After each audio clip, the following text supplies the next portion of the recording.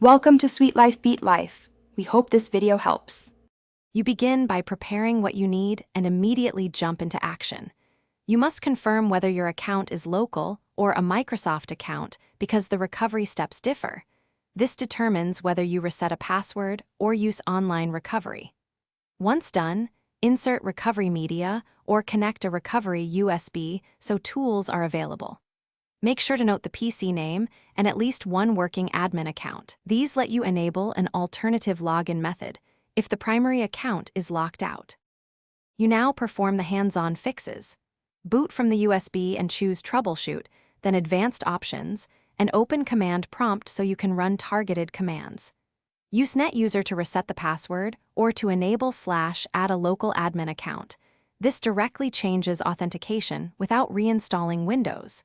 If locked at the login screen, you can temporarily replace Udelman. EXE with CMD. EXE so you can open a command prompt from the Ease of Access button. This gives you a path to create. You finish by restoring secure access and cleaning up.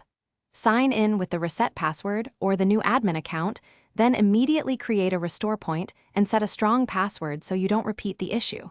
Make sure to restore any replaced system files like Udelman.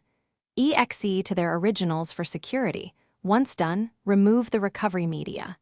If things still fail, try a system restore from recovery options or use a reputable offline password tool as a last resort.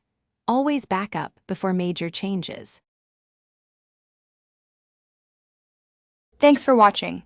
Consider subscribing if we helped you.